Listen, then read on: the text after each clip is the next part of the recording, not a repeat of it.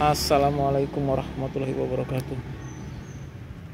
Ketemu lagi teman-teman dengan kami channel YouTube Kebun Zuhdan di Perumahan Ganda Arum Residen 2 nomor 1 Kampung Rawa Atuk, Desa Cibening, Kecamatan Setu, Kabupaten Bekasi, teman-teman.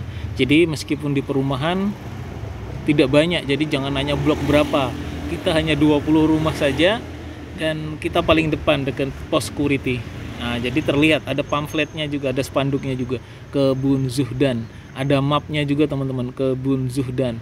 Ada Facebooknya juga, Kebun Zuhdan. Ada IG-nya juga, Kebun Zuhdan.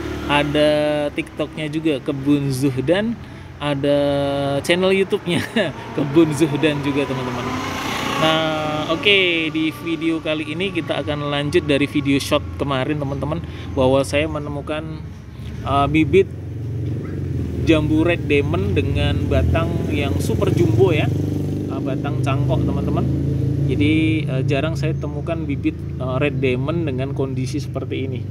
Bahkan ini udah hampir sama dengan red diamond saya yang di pot 50 yang udah 1 tahun lebih ya, hampir 1 tahun lebih, hampir 2 tahun malahan di saya teman-teman. Dan makanya ini saya ambil dan saya coba baca referensinya. Ternyata ya ada sih perbedaan, mengatakan bahwa ini cocoknya di dataran tinggi yang hawanya sejuk, tapi ada juga di dataran rendah juga oke saja. Nah, kemarin ada juga beberapa bibit-bibit yang kecil dan ternyata sudah membawa bakal bunga. Artinya ini untuk dataran tinggi, dataran rendah dulu ya, di daerah Kabupaten Bekasi, Setu, masih oke lah, masih nyambung ya, masih update lah gitulah. Oke teman-teman, jadi ini tadinya polybag 35, kemudian memang karena saya udah naksir, jadi saya pindah ke polybag 50. Jadi ini saya pertumbuhkan dulu vegetatif ya teman-teman ya, agar rantingnya ini berkembang. Nah baru kemudian kalau udah bagus saya pindah ke pot 60. Nah nanti pot 50 nanti nggak tahu nanti bagusan mana gitu ya, mana yang saya mau pakai buat indukan. Pokoknya yang indukan itu atau maskot itu pot 60 ya. Terlepas nanti apakah kemudian saya kena rayuan para pembeli atau para penghobi itu nggak tahu, tapi saya sudah sepakat dalam hati bahwa pot 60 saya pakai buat indukan atau buat maskot teman-teman. Oke, kita kembali lagi ke belakang bahwa ini polybag 50 ya, salah satu polybag yang sangat besar di tempat saya ya. Nah, kemudian pembibitannya cangkok dan kondisi seperti ini aja sudah mengeluarkan bakal bunga teman-teman ya. Nah, paling langkah pertama saya tadi adalah memindahkan polybag 35 ke 50. Jadi tadi hanya saya sobek setengah teman, sobek setengah saya taruh ya. Nah gitu, kemudian saya kasih sekam, kemudian di atasnya saya taruh kohe. Tadi ketika saya siram, pokoknya setiap pagi dan sore saya siram terus untuk memacu pertumbuhan vegetatifnya ya, tunas-tunas baru, ranting-ranting baru. Nah dari bagian bawah ini ngocor air dengan warna yang memang kecoklat-coklatan, artinya kohe ini larut ke bawah ya, kohe ini larut ke bawah, kohe kambing. Nah itu beberapa langkah. Kemudian langkah berikutnya saya ingin membuang daun-daun di pangkal ya, atau daun-daun tua. Saya ingin menyeleksi nih agar pertumbuhannya jauh lebih maksimal. Kemudian tunas-tunas air atau ranting-ranting susu juga saya buang-buangin teman-teman. Teman-teman bisa lihat ya, nanti tidak terlalu bagus. Nah ini daun-daun tuanya saya buangin setelah tadi saya fokus ke penambahan apa tadi ya, penambahan pembesaran polybag, kemudian pemanfaatan kohe.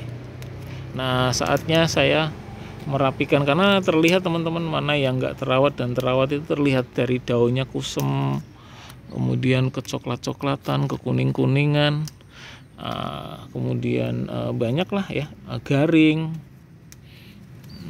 Bukan garing kering ya, nggak lucu bukan, tapi garing itu ya nggak subur atau kalau bahasa stand up-nya nggak lucu.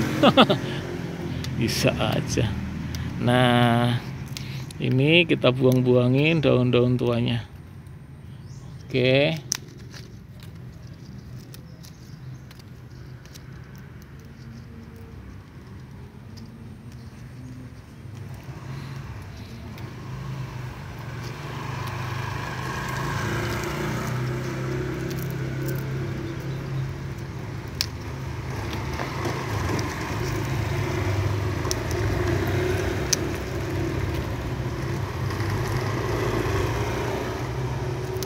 Nah, oke teman-teman.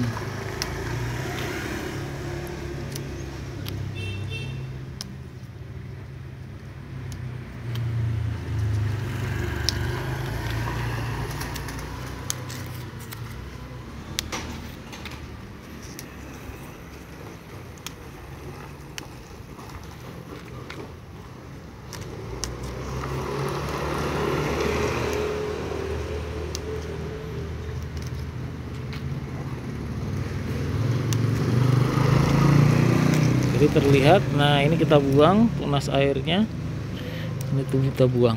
Nah jadi kita hanya sisakan 1-2 daun ya di setiap ranting teman-teman.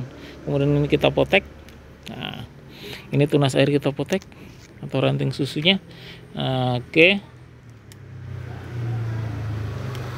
Nah seperti ini teman-teman.